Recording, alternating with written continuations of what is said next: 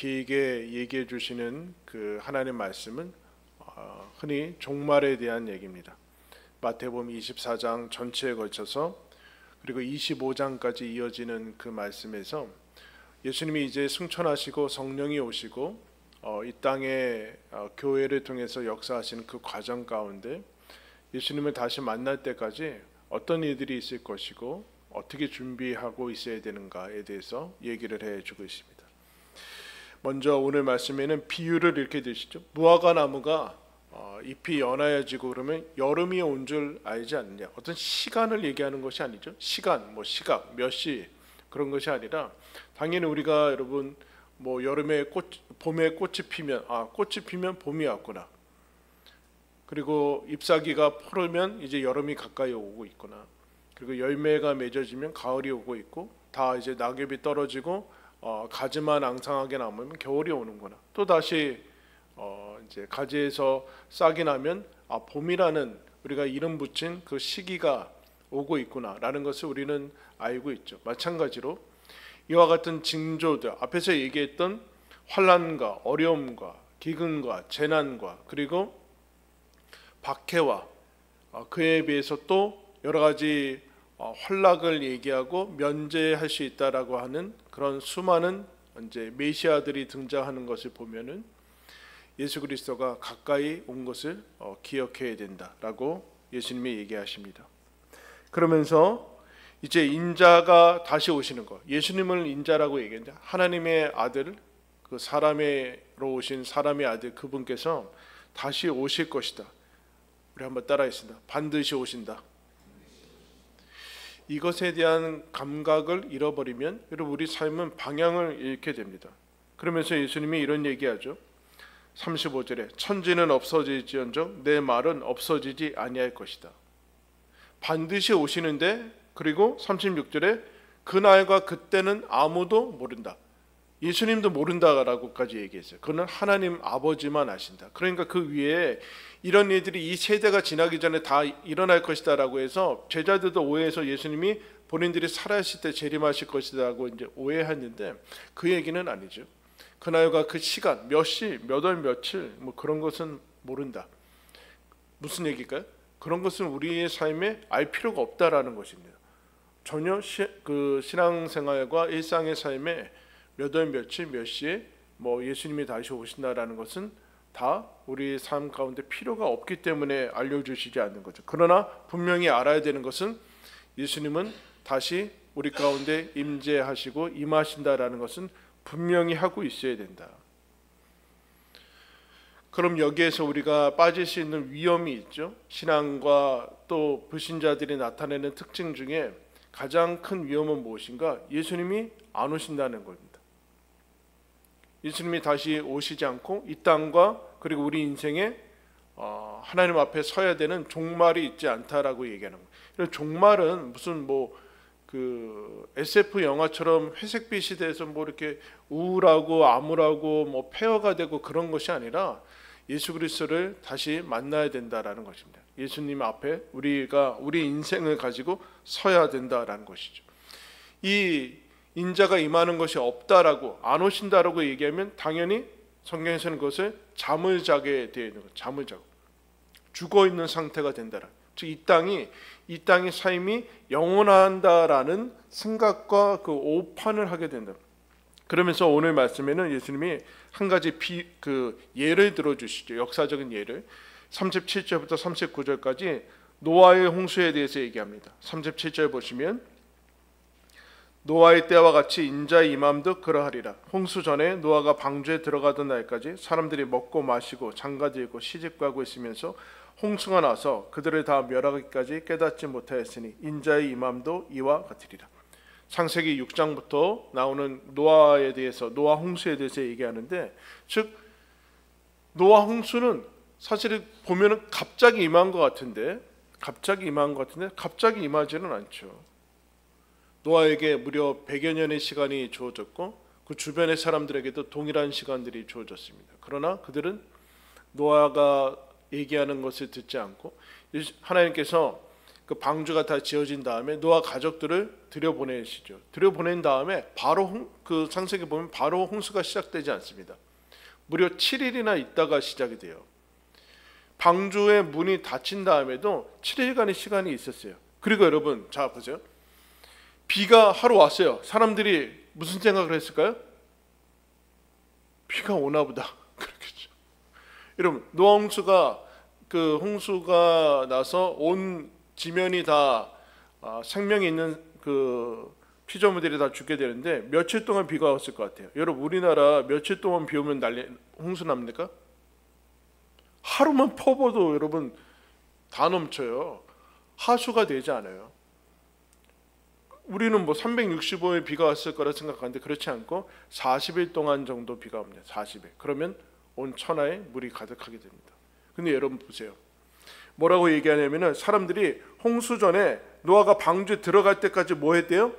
먹고 마시고 장가들고 시집가고. 이거 뭐 죄입니까? 아니죠. 먹고 마시고 장가들고 시집가는 게 뭐 죄예요? 죄는 아닌데 무슨 뜻이에요? 일상의 삶을 그대로 해 나갔다는 거예요. 그대로. 근데 이게 문제는 아니죠. 이게 문제는 아닌데 이 땅이 깊이 잠들었다는 겁니다. 노아가 하나님께서 그 긴 시간 동안에 방주를 준비하게 하면서 사람들이 얼마나 미쳤다고 하지 않았겠습니까? 그런데 이 사람들이 뭐 결혼도 하고 일상의 삶을 왜 삽니까? 유지하고 그 다음에 것들을 준비하고 결혼 준비하고 대학교 준비하고 취직 준비하고 그러는데 하나님 만날 준비를 안 하는 거죠. 노후도 준비해요. 노후도. 하나님 만날 준비는 안 해요. 노후 준비는 왜 해요? 대학 갈 준비를 왜 하냐고요 도대체. 그 다음까지 계속 가야 될 거 아니에요. 살아있을 동안만 잘 살면 된다. 그거는 우리들의 생각이지. 하나님 만날 준비를 하지 않으면 그것들이 무슨 의미가 있냐. 오히려 그렇게 짜여진 공식과 계획에 따라서 계속 하나님이 마치 없고 안 오실 것처럼. 근데 우리는 어떤 생각을 가지게 되는가? 나는 지금은 죽지 않는다고 생각을 하는 거예요. 지금 바로 홍수가 나지는 않는다고 생각하는 겁니다. 내일. 그래서 사람들이 어떻게 되는가? 하루 이틀 비가 많이 오네? 그럴 때도 노아가 얘기했던 말을 듣지 않았다는 거예요. 자, 기근과 지진, 환란, 수많은 메시아들 적그리스도들, 내가 당신들의 삶의 문제를 해결해 주겠다고 나오는 수많은 형태가 바꿔 나오는 이 메시아들, 종교뿐만 아니라 정치와 모든 메시아들이 나오는데도 징조를 알아차리지 못하고 하나님 만날 준비를 하지 않으면 우리는 잠을 자게 돼 있다. 그리고 목적도 이유도 없이 어디로 가는지도 모르고 그냥 열심히만 산다라고 생각하고 있다. 다 무슨 뜻인가? 예수님이 안 오신다라고 생각하고 있기 때문입니다. 여러분, 예수님 다시 오심을 믿으십니까? 분명하게 가지고 있어야 돼요. 재림에 대해서 분명하게 가지고 있어야 돼요. 그리고 우리가 예수님이 오시기 전에 아니면 우리 인생이 끝날 수도 있다라는 사실을 기억을 하고 있어야 돼요. 그러면서 예수님이 42절에 그러므로 깨어 있으라. 어느 날에 주가 임하는지 너희가 알지 못하느니라. 너희도 아는 바니 만일 집 주인이 도둑이 어느 시각에 올 줄을 알았더라면 깨어 있어 그 집을 뚫지 못하게 하시리라. 이러므로 너희도 준비하고 있으라. 생각하지 않은 때에 인자가 오리라. 인자가 온다라는 것을 분명히 알고 있어야 된다. 그러면 알고 있은 다음에 어떻게 되는가? 따라하겠습니다. 깨어 있으라. 몇 월 며칠 몇 시에 오는지 모른다. 그러니까 쉬워요. 몇 월 며칠 몇 시에 예수님이 오신다고 그랬다. 다 이단이에요. 사이비들. 몇 월 며칠 몇 시에 하나님께서 나에게 꿈에서 직통으로 알려주셨다. 이거 다 이단이에요. 근데 여러분, 왜 사람들이 여기에 걸려 들어갈까요? 깨어있기 싫어서 그런 거예요. 반대로 얘기하면 이것이 없어야지 깨어있을 수 있다. 즉 이것이 몰라야지만 너희들이 제대로 인생을 살아갈 수 있다. 언제 오셔도 되는 상태로 살아야 된다. 잠과 비교하고 있고 깨어있어야 된다. 즉 하나님을 만난다는 의식이 너희들 가운데 항상 그것은 켜 있어야 된다. 그러면서 준비하고 있어야 된다라고 얘기하고 있어요. 준비하고 있어요. 그러면서 도둑 얘기를 들고 있죠. 도둑이 언제 온다는 거 알고 있으면 깨어 있을 것 아니냐. 그 얘기는 시간을 알고 있어야 된다는 것이 아니라 그러는 것처럼 마치 몇 시에 올 것을 알고 있는 것처럼 그렇게 깨어 있으라는 얘기예요. 준비하고 있어라. 준비하는 자에게는 갑자기 임하는 것은 없다. 하나님께서 갑자기 예고 없이 임한다고 생각하는데 그렇지 않고 준비한 자에게는 갑자기는 없죠. 준비가 되어 있는 사람에게는 언제나 준비 상태이기 때문에 몇 월 며칠 그런 것은 중요하지 않다. 내가 언제 죽고 그런 것은 중요하지 않다라는, 하나님에게 맡겨진 상태인 거죠. 그러면 어떻게 깨어있고 어떻게 준비해야 되는가에 대해서 이제 25장에서도 얘기해주고, 그러면 거기에 힌트가 있죠. 40절 41절 보시면, 그때 두 사람이 밭에 있으며 한 사람은 데려가고 한 사람은 버려둠을 당할 것이요, 두 여자가 맷돌질을 하고 있으며 한 사람은 데려가고 한 사람은 버려둠을 당할 것이라. 여러분, 한 사람은 쉽게 얘기하면 뭐 구원을 받고 한 사람은 구원을 받지 못해요. 근데 그 차이가 뭐에 있어요? 밭에 있는데 한 사람은 버려둠을 당하고 한 사람은 데려가고 한 사람은 맷돌질을 하는데, 맷돌질을 열심히 해서 데려가는 거예요? 아니죠. 맷돌질이 하고 있느냐 밭에 있느냐는 아무런 차이가 주어져 있지 않습니다. 외적인 모습으로는 구분을 할 수 없다. 깨어있는 것과, 즉 하나님을 만날 준비를 하고 있는 것의 외적인 모습으로는 일상의 삶, 아까 얘기했지만 뭐 일하고 열심히 공부하고 그런 것으로는 차이가 나지 않을 수 있다라는. 그러면 어떤 차이가 났을까요? 내적으로 다른 것이죠. 속이 다른 거예요. 속이 새로운 피조물이냐. 여러분, 우리가 사도신경에서 고백합니다. 예수님이 다시 오실 때 어떻게 구분하신대요? 산자와 죽은 자를 가릴 것이다. 산자와 죽은 자를 심판할 것이다. 산자와 죽은 자의 기준은 뭡니까? 맷돌질을 열심히 잘하는 거예요? 밭이 큰 거예요? IQ가 좋은 거예요? 아니면 좋은 대학에 나온 거예요? 아니면 평수 좋은 아파트에 사는 거예요? 아무것도 아니죠. 우리 사람들이 추구하는 것은 여기에 아무 해당이 되지 않아요. 근데 열심히 여기에 목숨을 걸고 있는데 어떤 것도 해당되지 않습니다. 오직 길이요 진리요 생명이신 예수 그리스도를 안에 모시고 사는가의 문제. 다른 것은 인생에 있어서 하나님의 평가 가치가 안 된다. 이거 왜 그리스도인들도 이거 알면서 이대로 살고 있지 않죠? 이걸 믿고 있지 않은 거예요. 산자와 죽은 자를 심판하실 예수 그리스도가 내 안에 있는가? 그런데 여러분, 노아 아까 얘기 나왔죠. 그럼 노아는 어떻게 그럴 수 있을까라고 했을 때 깨어있는 것과 예수님 만날 준비를 한다는 것은 무엇인가? 창세기 6장 9절에 노아한테 이렇게 얘기합니다. 노아는 의인이요 당대 완전한 자라. 그는 하나님과 동행하였으며 세 아들을 낳았으니 셈과 함과 야벳이라.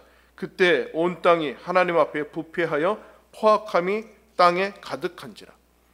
노아는 의인이었대요. 그러면 우리랑 다른 사람인가? 완벽한 사람인가? 그게 아니라 노아도 자식 낳으면서 그냥 살았대요. 동일하게 평범한 사람이랬대요. 그런데 뭐라고 얘기합니까? 노아는 하나님과 동행했다. 하나님과 동행했다. 그에 비해서 다른 사람들은 하나님 앞에 부패했다. 하나님하고 동행하지 않았고 하나님 앞에 부패하고, 그래서 포악함이 땅에 가득했다. 포악함, 이 독과 악과 피와 눈물도 없는 이 모습들이. 그런데 노아는 동행했다. 하나님께서 방주를 만들고 홍수로 이 땅을 심판하겠다라는 그 경고를 듣고 노아는 하나님과 동행하며 뭐라고 하는가? 창세기 7장에는 노아가 여호와께서 자기에게 명하신 대로 다 준행하였더라. 한번 따라 했습니다. 동행과 준행, 하나님의 말씀을 다 준행하였더라. 여러 가지 어려운 점들이 있었겠죠. 주변에 무시와 조롱과 아마 가족들도 미쳤다고 그랬을 수 있어요. 근데 어쨌든 노아 때문에 가족들도 방주로 들어가는데, 예수를 만날 준비를 한다는 거는 그냥 나 예수님 믿어 그런 다음에 믿음을 팽개치고 그러는 것이 아니라 삶 가운데 예수님과 동행하고 하나님의 말씀을 준행하는 것으로 깨어있는가 깨어있지 않은가의 모습이, 언제라도 예수님이 오셔도 된다라는 상태가 되었다라는 거죠. 노아는. 우리들한테 이것이 어떤 형식으로 다가오는가? 계속해서 예수님이 45절부터 충성되고 악한 종에 대해서 얘기를 해주고 있어요. 보시면 충성되고 지혜 있는 종이 되어 주인에게 그 집 사람들을 맡아 때를 따라 양식을 나눠줄 자가 누구냐? 주인이 올 때 그 종이 이렇게 하는 것을 보면 그 종이 복이 있으리라. 내가 진실로 너희에게 이르노니 주인이 그의 모든 소유를 그에게 맡기리라. 인자가 다시 오신다는 것을 안 믿으면 잠을 자게 되고 세상에 파묻히게 되고, 그런데 더 큰 오류들은 이제 거기에서 빠져나오는 오류들은 무엇인가? 예수님이 언제 몇 월 몇 시에 오신다라고 자꾸 계획하고 타이밍 맞추려고 하고, 몇 월 며칠 몇 시에 오신다는 얘기는 무슨 뜻이에요? 그 안에 숨겨진 뜻은 잘 준비하겠다는 뜻이 아니라 지금은 안 온다라는 뜻이에요. 지금은 안 온다는 얘기를 한 적이 없는데 지금 당장은 아시고 더디어 오신다라고. 악한 종이 가지고 있는 생각은 지금은 안 오고 나중에 올 것이다. 더디어 올 것이다. 몇 월 며칠 몇 시에 올 것이다. 왜 그러는 거예요? 벼락치기 하려고 하는 거죠. 믿음을 벼락치기로 할 수 있어요? 하나님은 속지 않으세요, 여러분. 하나님은 속지 않으셔서 벼락치기는 믿음이라고 얘기하고 있지 않은 거예요.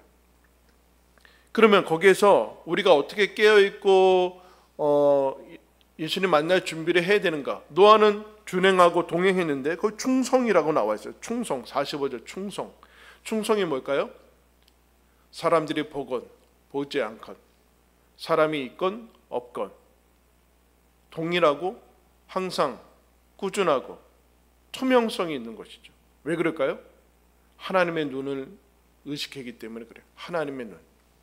그러나 악한 종들의 특징이 뭐예요? 51절에 뭐라고 그래요? 외식하는 자라고 얘기하고 있어요, 여러분. 지금 예수님이 악한 종이 왜 이러는가? 외식하는 자라고 얘기해요. 23장에 걸쳐서 외식하는 것에 대해서 예수님이 아주 혹독하게 그들을 꾸지람하고 책망했어요. 근데 그들이 이 세상에서는 가장 최고의 반열에 오른 사람들이거든요. 근데 그게 그 외식이 겉으로 드러나지 않고 내면화되는 바람에 어떤 형식의 내면화 가운데 있는 그 사람들의 상태는 무엇인가? 예수 그리스도가 다시 오실 것이 지금은 아니라는 얘기야. 안 믿는 건 아닌 거예요. 지금은 아니고 나중이고 더디어 올 것이다. 그러니까 뭐예요? 하나님의 명령이 늘 미뤄지는 거예요. 지금 내가 순종하지 않고 다음으로 계속 미루고 뭐래요? 지금은 세상에 파묻혀서 이게 더 급하다는 거예요, 지금. 그래서 노아가 다 망할 때까지 장가가고 이게 중요한 거지 무슨. 그래서 여러분 신자들 아닌 사람들도 여러분 우리랑 장가가고 고등학교 가면 대학교 가려고 그러고 대학교 가면 취직하려고 그러고 취직하면 결혼한다고 결혼하면 뭐 아파트 산다고 그러고 아파트 산 다음에 뭐 어떻게 하려고 그러고 그 다음에 뭐 납골당 사나? 이것밖에 없는 거죠. 이것밖에는. 거기까지 갈지 안 갈지 어떻게 알아요? 내년에 우리가 갈지 예수님이 내일 오실지 지금 당장 오실지 어떻게 아냐? 준비하고 있지 않은 거죠. 벼락치기를 하려는 거예요. 하나님의 눈은 의식하지 않고 있습니다. 그러면 어떻게 되는가? 49절에 다른 일을 하고 있다는 얘기. 하나님이 맡겨주신 일을 안 하고 다 팽개치고 시간을 낭비하게 된다라. 방탕하게 된다라. 방탕하게. 벼락치기 하고 타이밍을 맞추려고 하고요. 타이밍을 맞춘다. 점치는 거죠, 여러분. 사실은 타이밍과 내가 어디로 가면 이렇게 될 것인가는 다 사실은 하나님의 뜻을 구하는 것은 아니에요. 타이밍 맞추려고 할 때 우리는 우리의 삶을 하나님이 보시기에 제대로 살아갈 수 없다. 삶으로 연결되지 않는 신앙은 벼락치기 하는 것은 삶으로 연결되지 않는다. 그래서 골로새서 3장 22절부터 이렇게 얘기합니다.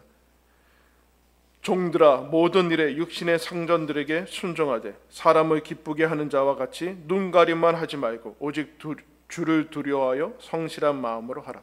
무슨 일을 하든지 마음을 다하여 주께 하듯 하고 사람에게 하듯 하지 말라. 너희들 어떤 일을 하든지 사람에게 하듯 하지 말라. 우리는 주를 섬긴다. 상은 하나님께서 주시는 것이다.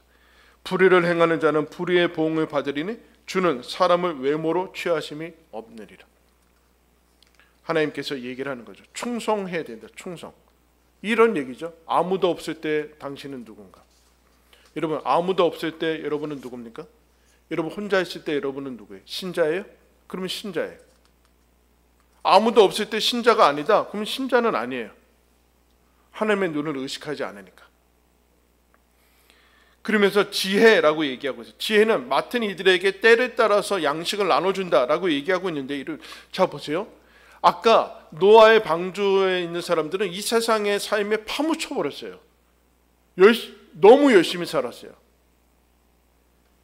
일하고 장가가고 여기에 중독이 돼버렸어요. 근데 여러분, 그러면 대충 하라는 건가? 그러면 악한 종이잖아요. 어떻게 우리가 이 세상에 잠을 자면서 이 세상에 파묻히지 않고 어떻게 생명을 다해서 충성할 것인가? 여러분, 그게 지혜죠. 그죠? 우리는 하나님이 맡겨주신 일을 정말로 생명을 걸고 다 하는데, 그러나 하나님이 놓고 오라면 언제든지 놓을 수 있는 이 준비가 되어 있는가? 이 중심을 어떻게 잡고 갈 것인가는 어려운 일이죠.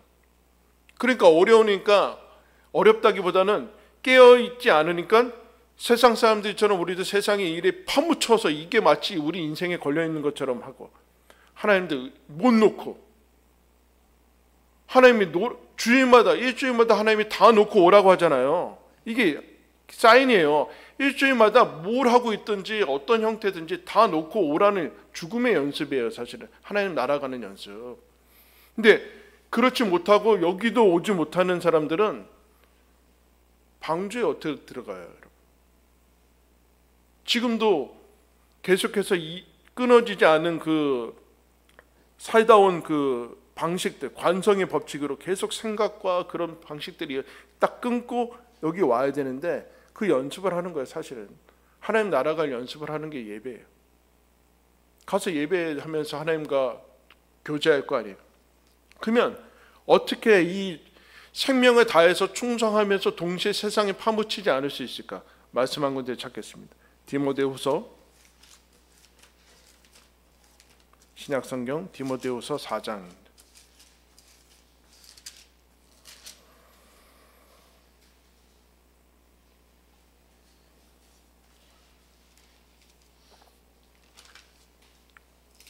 (4장) 1절부터 8절까지 교독하겠습니다.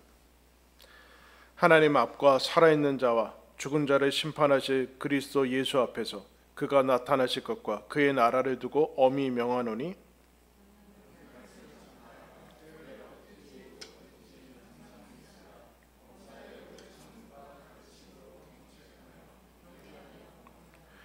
때가 이르리니 사람이 바른 교훈을 받지 아니하며 귀가 가려워서 자기의 사욕을 따를 스승을 많이 두고,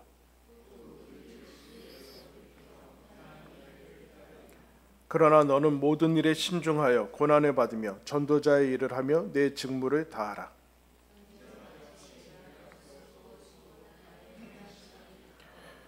나는 선한 싸움을 싸우고 나의 달려갈 길을 마치고 믿음을 지켰으니 이제 호로는 나를 위하여 의의 면류관이 예비되어 있으므로 주 곧 의로우신 재판장이 그날에 내게 주실 것이며 내게만 아니라 주의 나타나심을 사모하는 모든 자에게도니라. 어떻게 우리가 하나님 앞에 하나님 예수님 만날 준비를 하고 이 땅을 정말 하나님께서 원하시는 모습으로, 그리고 우리가 가장 우리의 삶을 가장 잘 살 수 있을 것인가? 뭐라고 얘기해요? 하나님 앞과 산자와 죽은 자를 심판하신 예수 그리스도 앞에서 살아야 된다. 역사 앞에서? 아니요. 인간의 평가들 앞에서? 시간이 지난 다음에 인간의 평가 앞에서? 아니요.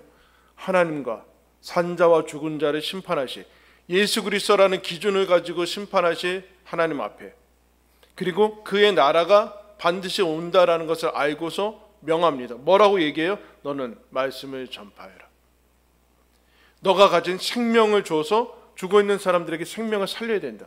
이것보다 더 시급하고 중대한 것은 없다. 근데 사람들이 뭐라고 그래요? 3절 4절 안 들을 것이다. 자기의 사욕을 따르면서 자기의 귀를 만족시켜줄 사람들을, 허탄한 스승들과 이야기들을 계속해서 따를 것이다. 그러나 그런 것들에 감수하면서 너는 너희들을 하나님의 말씀을 때를 따라서 나눠줘야 된다. 이건 여러분, 이건 사역자들한테 얘기하는 거예요. 여러분들 뭐 교사하고 그러니까 더 맞는 것이지만 뭐라고 그래요? 8절에 마지막에 이건 나한테뿐만 아니라 주의 나타나심을 사모하는 모든 자에게 해당하는 것이다. 모든 자에게 해당하는 것이다. 여러분, 여러분이 맡겨진 한 영혼, 우리 자녀들, 그리고 옆에 여러분들과 함께 생활하는 그 사람한테 만약에 침묵하고 있으면 그 사람이 나중에 어떤 인물이 될지 모르죠. 그죠? 최악의 인물이 될 수도 있고, 아니면 자신의 인생을 포기해서 그야말로 생명을 끊을 수도 있고, 아니면 그 사람이 범죄자가 될 수도 있고, 뭐 여러 가지 그런 것들이 있을 거 아니야. 가장 강력한, 여러분, 이 땅을 살리는 길은 하나님을 만나고 그 사람이 변화돼서 하나님의 사람으로 살아가는 거예요. 그거 말고는 이 땅과 역사를 바꿀 수 있는 길은 없어요. 그게 예수님이 하신 길이에요. 이거를 기억하셔야 돼요, 여러분. 우리가 가진 이 생명의 백신과 같은 생명의 치료제, 죽음을 치료하는 것에 대해서 이것을 우리가 계속해서 침묵하고 무슨 어떤 행위로 갑자기 폭탄 던지듯이 무슨 벼락치기로 가서, 아니면 삶과 떨어진 무슨 일과 사역을 통해서는 안 된다는 얘기예요. 그런 거 가지고는 삶과 동떨어진 사역으로는 안 된다는 얘기. 안 된다는, 여러분들이 있는 자리, 그 자리에서 소금과 빛으로 살아야 되는 거지, 갑자기 막 소금 폭탄 던져서는 안 돼요. 그런 식으로 자꾸 오해하시면 안 돼요. 교회 사역이나 그런 거를.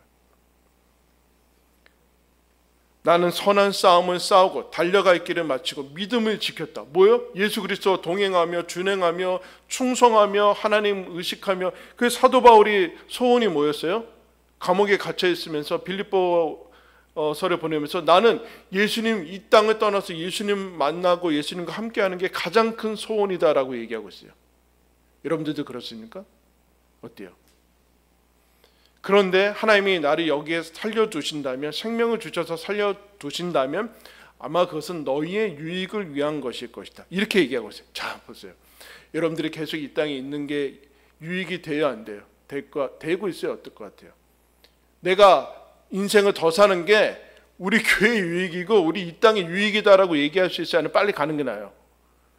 사도 바울은 빨리 나는 예수님을 만나며 예수님과 함께 하나님 나라에 살고 싶다와 동시에 살려둔다면 너희에게 유익이 될 것이다. 이렇게 얘기하고 있어요. 그렇지 않다면, 이런 얘기를 할 수 없다는 것은 예수님 만날 준비하지 않고 다음으로 미뤄두고 나중에 할 것만 생각하고 벼락치기 하고 있다는, 할 일들을 하고 있지 않다는 거예요. 외식하고 있다는, 외식하고 위선을 떨고 있다는 거예요. 신자들이 위선으로는, 바리새인들과 서기관들의 의와 신앙으로는 예수님을 만날 수 없어요. 사람은 속을 수 있지만 하나님은 속지 않는다. 그 얘기를 하고 있죠. 주의 나타나심을 사모하느냐, 하나님을 만날 날을 사모하느냐, 예수님이 다시 오실 것을 사모하느냐. 그게 여러분 초대교회의 인사였죠. 뭐였어요? 따라했어요. 마라나타. 이러면 예수님이 초림 때 성탄으로 어떻게 오세요? 임마누엘로 오세요. 그 임마누엘의 기쁨, 예수 그리스도가 다시 우리에게 오셔서 죄를 용서하시고 아기 예수로 오셔서 우리에게 소망을 주시면서 하나님 나라와 영원한 생명을 주시고, 그러면서 다시 오신다고 했는데 요한계시록 마지막에 내가 너희들에게 속히 갈 것이다. 아멘. 주 예수여 어서 오시옵소서. 카타콤에서 이 인생을 버텨나가며 인내하며 소망을 가지며 힘을 내어주며 서로에게 격려하며 믿음을 지켜나가며 예수 그리스도와 동행하며 준행하며, 그리고 생명 걸고 그들이 가진 복음들을 전파하며 이 땅을 살려나가는 그들의 유일한 것이 무엇인가? 주님 어서 오십시오. 주님 만날 준비가 되어 있습니다라는 거예요. 주님 만날 준비되어 있습니까? 오늘 당장 오셔도 하나님 감사합니다. 하나님께 안길 수 있는 준비가 되어 있습니까? 여러분의 삶의 거룩함은 어떤 모습입니까? 아니면 지금 오시면 안 되고 다음에 오셔야 되는 상태입니까? 이것에 대해서 묻고 있다라 성탄의 대림절의 기간을 보내고 있습니다. 예수님께서 다시 오실 것입니다.